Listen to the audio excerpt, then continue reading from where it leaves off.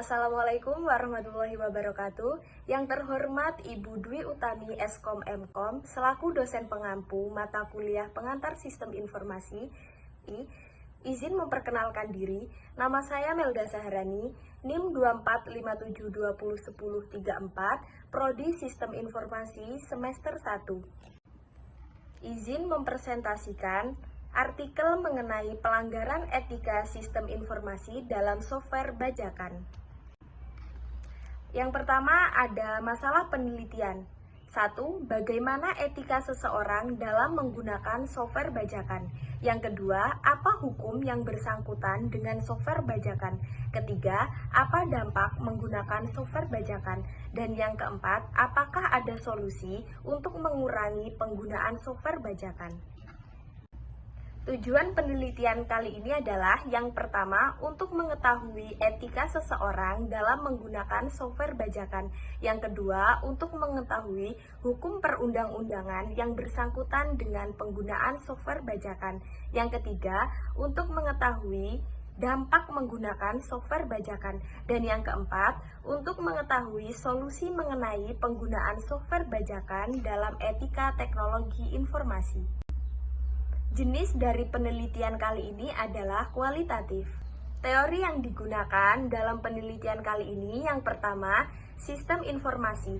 Etika teknologi informasi adalah sekumpulan prinsip atau nilai mengenai penggunaan perangkat teknologi informasi yang benar dalam proses mengumpulkan data, menyimpan data, dan menampilkan informasi kepada masyarakat. Hal tersebut disampaikan oleh Prasetya Ningrum pada 2022. Yang kedua, software bajakan. Penggunaan software bajakan seringkali menjadi masalah dalam dunia industri dan bisnis karena melanggar hak kekayaan intelektual, hak cipta, dan hukum paten. Penggunaan software bajakan juga dapat merugikan pemilik hak cipta dan produsen perangkat lunak karena mengurangi pendapatan dan potensi keuntungan mereka. Hal tersebut disampaikan oleh Basrul pada 2021. Yang ketiga ada lisensi software, hak eksklusif yang dimiliki oleh pemilik perangkat lunak yang memberikan batasan atau peraturan ketika pengguna menggunakan perangkat lunak tersebut. Hal tersebut disampaikan oleh Reka Danendra pada tahun 2022. Dan yang keempat, ada Undang-Undang Hak Cipta dan Undang-Undang Hak Kekayaan Intelektual. Peraturan hukum yang mengatur dan melindungi hak pemilik karya atau intelektual. Kedua undang-undang ini bertujuan untuk memberikan perlindungan hukum kepada pencipta atau pemilik produk intelektual seperti karya sastra, musik, film, gambar, dan software, sehingga mereka dapat memanfaatkan karyanya secara bebas dan menghindari penggunaan yang tidak sah oleh pihak lain. Hal tersebut disampaikan oleh Latukau pada tahun 2021. Terdapat metode penelitian dalam kali ini adalah kajian pustaka naratif yang akan dilakukan dengan cara seleksi terhadap beberapa literatur dan juga praktek umum di institusi atau pendidikan yang telah mapan, terutama teks dan jurnal ilmiah nasional dan internasional yang bereputasi dalam penerapan etik penelitian. Dan hasil dari penelitian kali ini yang pertama adalah etika dalam penggunaan software bajakan. Penggunaan software bajakan tidak hanya melanggar hak cipta, tetapi juga melanggar etika dan nilai-nilai moral. Penggunaan software bajakan dapat dianggap sebagai tindakan yang tidak jujur, tidak adil, dan tidak bertanggung jawab.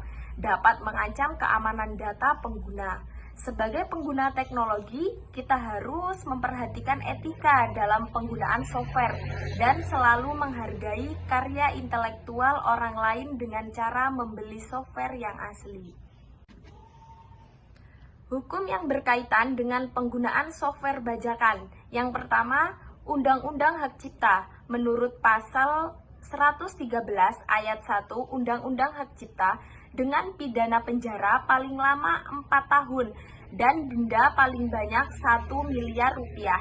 Yang kedua, Undang-Undang ITE menurut pasal 30 ayat 3 Undang-Undang ITE dengan pidana penjara paling lama 7 tahun dan denda paling banyak sekitar 1 miliar rupiah. Dan yang ketiga, Undang-Undang Paten. Hak paten bertujuan untuk melindungi hak-hak pemilik paten atas penemuan inovasi mereka. Dampak bahaya dari penggunaan software bajakan. Yang pertama ada resiko keamanan. Software bajakan seringkali disertai dengan malware dan virus yang dapat merusak sistem komputer. Yang kedua, pelanggaran hak cipta. Menggunakan software bajakan merupakan tindakan yang melanggar hak cipta. Yang ketiga, tidak ada dukungan teknis. Penggunaan software bajakan tidak mendapatkan dukungan resmi dari pengembang software.